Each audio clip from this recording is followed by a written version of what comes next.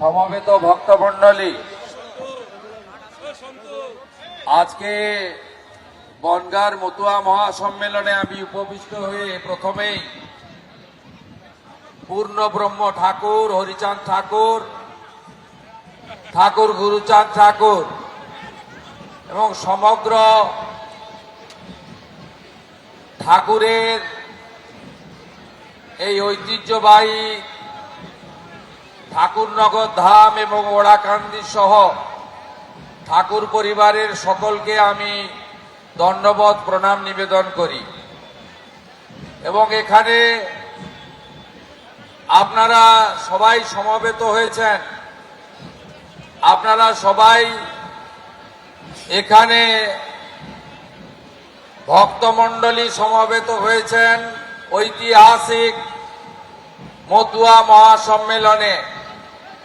আমি এর আগে ঠাকুরনগরে বারুণী মেলাতে এসে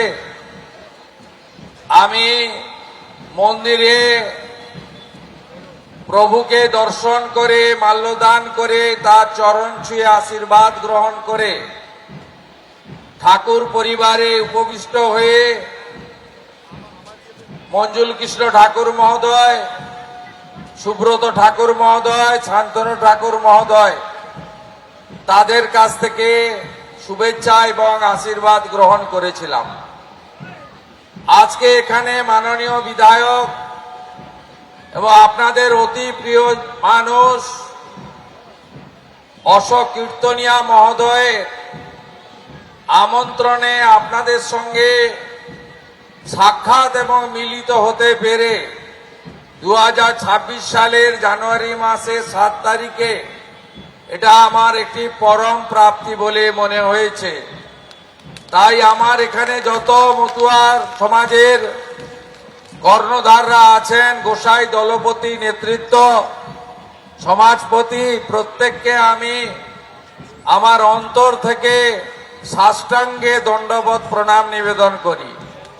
বিশেষভাবে শ্রদ্ধা জানাই মাননীয় শিক্ষক প্রদীপ বিশ্বাস মহোদয়কে, মাননীয় আমার আশীর্বাদক বিপদভঞ্জন বিশ্বাস সহ নেতৃত্ববৃন্দকে, তাদের সকলকে আমি শ্রদ্ধা নিবেদন করি।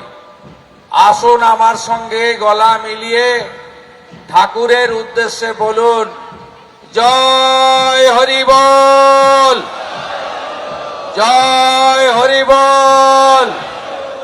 সবাইকে ধন্যবাদ। ভারত মাতা কি, ভারত মাতা কি। আপনারা জানেন যে আজকে আমি 2-4টি কথা বলবো এবং আমি রাজনৈতিক নেতা হিসেবে নয়, দেশের প্রধানমন্ত্রী নরেন্দ্র মোদীজিকে ধন্যবাদ জানাবো এই গেজেটটা হাতে নিয়ে। আপনারা জানেন যে ধর্ম জোর করে পরিবর্তন করার মধ্য দিয়ে একটা সময় ইসলামীকরণের বিরুদ্ধে 1907-8 সালে ঠাকুর বাড়ি রুখে দাঁড়িয়েছিল, ঠাকুরদ্বয় রুখে দাঁড়িয়েছিলেন এবং মতুয়া সমাজে সৃষ্টি করে ধর্ম পরিবর্তন করার জন্য ইসলামীকরণের বিরুদ্ধে রুখে দাঁড়িয়েছিলেন। সেই ইতিহাস আপনারাও জানেন। আমরাও বিভিন্ন ঠাকুরের বা মতুয়া সমাজের, মতুয়া মহাসংঘের নানা বই মেলাতে সংগ্রহ করে পড়ার মধ্য দিয়ে আমরা জেনেছি ঠাকুরের মূল উদ্দেশ্য ছিল শিক্ষা এবং স্বাস্থ্য ব্যবস্থা, বিশেষ করে সবাইকে শিক্ষাদানের মধ্য দিয়ে মানুষের যে লুক্কায়িত প্রতিভা তাকে বিকশিত করা। তিনি পথ দেখিয়েছেন জগৎকে এবং পরবর্তী সময়ে বিভীষিকাময় দেশ ভাগ হয়। 1947 দ্বিজাতি তত্ত্বের ভিত্তিতে মোহাম্মদ আলী জিন্নাহ পাকিস্তান করেন, কারণ তার ঘোষণা ছিল যে আমরা সনাতন ধর্মে লোকের সঙ্গে থাকবো না, তাই আমাদের আলাদা দেশ চাই। এটা বিভীষিকাময় দেশ ভাগ। আজকে বাংলাদেশের হিন্দুদের দুরাবস্থা, মতুয়াদের দুরাবস্থা দেখলে আজকের প্রজন্ম স্বীকার করবে এই দেশ ভাগের বিভীষিকা আজও আমরা হিন্দুরা বয়ে নিয়ে যাচ্ছি। আপনারা জানেন দেশ ভাগের সময় তৎকালীন পূর্ব পাকিস্তান অর্থাৎ অবিভক্ত বঙ্গ দুভাগে ভাগ হয়। একটি তদানীন্তন পূর্ব পাকিস্তান আজকের বাংলাদেশ, আর একটি ডক্টর শ্যামাপ্রসাদ মুখার্জি এবং স্বামী প্রণবানন্দের প্রচেষ্টায় 1947-এর 20 জুন বাঙালি হিন্দুদের হোমল্যান্ড পশ্চিমবঙ্গ। দলে দলে মতুয়া সমাজের লোকেরা প্রাণ বাঁচাতে, ধর্ম বাঁচাতে ভারতবর্ষে এসে আশ্রয় গ্রহণ করে। ভারত মাতা তাদেরকে আশ্রয় দেয়।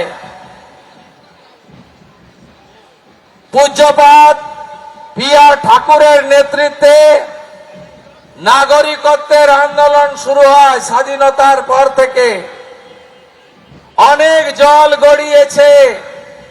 2019 ঠাকুরনগর লোকসভা নির্বাচনের প্রাক্কালে যশস্বী প্রধানমন্ত্রী নরেন্দ্র মোদী এসেছিলেন, বলেছিলেন আমি যদি দ্বিতীয়বারের জন্য সরকার করি আমি আপনাদের দাবি পূরণ করব।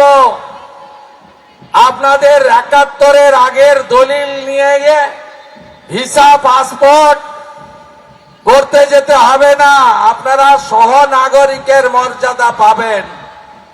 এসেছিল সিটিজেনশিপ অ্যামেন্ডমেন্ট অ্যাক্ট, সিএএ। সেই অ্যাক্ট আসার পরে পশ্চিম বাংলার জামাতিদের সরকার, এই সরকারকে আমি হিন্দু সরকার বলি না, আমি 6 বছর আগে মন্ত্রিত্ব ফেলে দিয়ে হিন্দুদের বাঁচানোর জন্য এই তোষণের বিরুদ্ধে আমি মোদিজির সৈনিক হিসেবে কাজ করছি। এই মুখ্যমন্ত্রী সেদিন বলেছিলেন কে কে ছি ছি, ভুলে যাননি তো কেউ?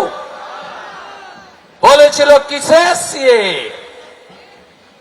তাহলে পি.আর. ঠাকুর মহোদয় দীর্ঘ কয়েক দশক ধরে মতুয়া সমাজের সংঘাধিপতি, মতুয়া সমাজের মানুষ তার দাবিকে এই রাজ্যের প্রশাসনিক কর্তৃক, যার সকলের প্রতি নজর রাখা উচিত, কিন্তু তার একটা চোখ খোলা একটা চোখ বন্ধ।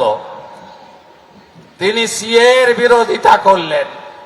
2020 সালে করোনা কোভিড এলো, ভারত সরকার আইনকে রুলে কার্যকর করার ক্ষেত্রে বলল করোনা কোভিড মিটে যাক, আমরা আইন করে দেব। 2024 6 মার্চ ভারত সরকার রুল জারি করলো। 31/12/2014 পর্যন্ত বাংলাদেশ, পাকিস্তান, আফগানিস্তান থেকে যারা ধর্ম বাঁচানোর জন্য ভারতে আসবে তারা সিএএতে আবেদন করলে তাদেরকে নাগরিকত্ব দেবে ভারত সরকার।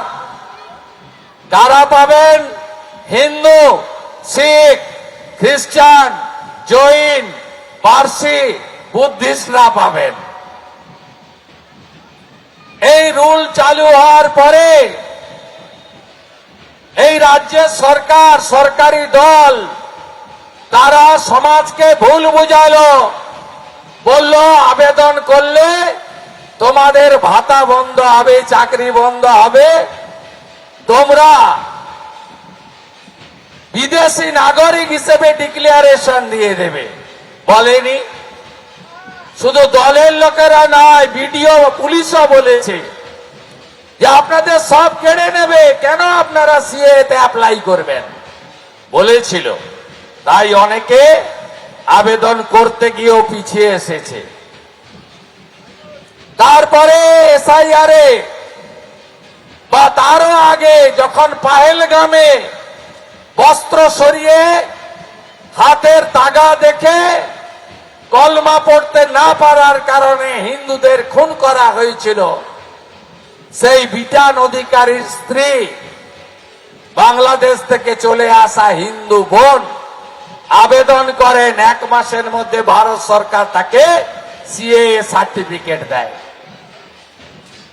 সিএএ সার্টিফিকেট দেওয়ার ক্ষেত্রে ঠাকুর বাড়ির সার্টিফিকেট, মতুয়া মন্দিরের সার্টিফিকেট ভারত সরকার গ্রহণ করবে এবং আগামী এখন অব্দি 60,000 মানুষ সিএতে আবেদন করেছেন।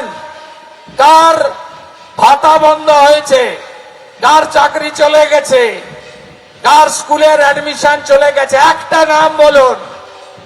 তাই কে ছি ছি বলা জামাতিদের সরকার আপনাদের ভুল বুঝিয়েছিল, বিভ্রান্ত করেছিল। 1000-এর বেশি সিএএ সার্টিফিকেট পেয়ে গেছেন, দ্রুততার সঙ্গে বাকিরা পেয়ে যাবেন। আপনারা প্রাণ বাঁচাতে এখানে এসেছেন। ওপারে বলা হয় যে ধর্ম ছাড়ো নয় বাংলাদেশ ছাড়ো। রতন মজুমদার চাকরি করতেন সরকারি, বলল চাকরি রাখবে না ধর্ম পাল্টাবে। বেচারি গরিব মানুষ, বলল চাকরি রাখবো। তিনি হয়ে গেলেন কাজী শফিউল্লাহ। নোটারি করে আমাদের শেষ করে দিতে চায় ওরা। আমাদের জয় হরি বল, হরে কৃষ্ণ, জয় শ্রীরাম, সনাতনের জয় শেষ করে দিতে চায় ওরা। 47-এ 33 ভাগ হিন্দুর বাংলাদেশ আজকে 60%। 1951-তে 85%-এর হিন্দু পশ্চিমবঙ্গ আজকে 60%, 62% হিন্দু আমরা। আমরা যদি জোট না বাঁধি, আমরা যদি এক না থাকি, তাহলে আমরা আগামী দিনে দীপু চন্দ্র দাসের মতো, রতন মজুমদারের মতো আমাদেরও পরিণতি হবে। আস্থা রাখুন প্রধানমন্ত্রীর উপরে। একমাত্র স্বাধীনতার পরে প্রধানমন্ত্রী বা মুখ্যমন্ত্রী কেউ যায়নি ঠাকুরের জন্মস্থান ওরাকান্দিতে। নরেন্দ্র মোদীজি গেছেন, প্রণাম করে এসেছেন। পুণ্যভূমিতে গিয়ে প্রতি বছর বারুণী মেলায় কেন্দ্র থেকে মন্ত্রীরা আসেন। আপনারা সবাই সুরক্ষিত নরেন্দ্র মোদীজির প্রধানমন্ত্রীত্বে। 2024 সালের 5ই আগস্ট বাংলাদেশের বৈধ সরকারকে জামাতিরা সরিয়ে দখল করলো। আবার হিন্দুদের উপর অত্যাচার, আবার আপনারা আরেকবার দেশ ছাড়লেন। আজকে তাদেরকে মমতা ব্যানার্জির পুলিশ ধরে ধরে জেলে পুরেছে। বনগা জেলে বাংলাদেশ থেকে আসা হিন্দু আছে হ্যাঁ কি না বলুন? রানাঘাটের জেলে আছে হ্যাঁ কি না বলুন? কৃষ্ণনগরের জেলে আছে হ্যাঁ কি না বলুন? রায়গঞ্জে 85 বছরের বৃদ্ধা মা, মতুয়া মাকে 2 বছরের জেল দিয়ে মমতার পুলিশ। হিন্দু এরা রোহিঙ্গাদের দেখতে পায় না, বাংলাদেশি মুসলিম অবৈধ অনুপ্রবেশকারীকে খুঁজে পায় না, এরা হিন্দুদের মতুয়াদের খুঁজে পায়। মোদিজির কানে গেল যে বিপদে পড়ে আসা হিন্দুদের অত্যাচার করছে পশ্চিমবঙ্গ পুলিশ। তিনি গেজেট বার করলেন। এই গেজেট দেখুন, ডিসেম্বর মাসের এই গেজেট আপনারা দেখুন, সেপ্টেম্বর মাসের 2 তারিখের গেজেট 2025। দেখুন, আগে ছিল 31/12/2014, আর এই গেজেটে ভারত সরকার বলল 31/12/2025 পর্যন্ত, 24 পর্যন্ত যারা এসেছেন প্রাণ বাঁচাতে হিন্দু, তাদের কোনো পুলিশ গিয়ে বিরক্ত করতে পারবে না। এর নাম নরেন্দ্র মোদী। হিন্দুস্তানে হিন্দুরা থাকবে, কেউ তাদের টাচ করতে পারবে না। তাই ভরসা রাখুন। এসআইআর এ আপনাদের যাদেরকে নোটিশ করবে উপস্থিত হবেন। 85 বছরের ঊর্ধ্বরা যাবেন না, বাড়িতে আসবে।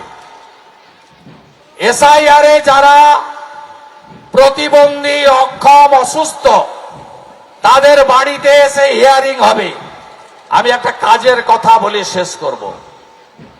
আপনার নাম যদি ইয়ারও কাটে, আমি অশোক কীর্তনিয়ার কাছে ফরমেট পাঠাবো, ডিওর কাছে আবেদন করবেন। ডিওর আপিলে আপনার নাম যদি বাতিল করে, আপনি সিওর কাছে আপিল করবেন। ডিও পর্যন্ত অশোক কীর্তনিয়া, প্রদীপ বিশ্বাস, বিপদ ভঞ্জন বিশ্বাসরা দেখে নেবে।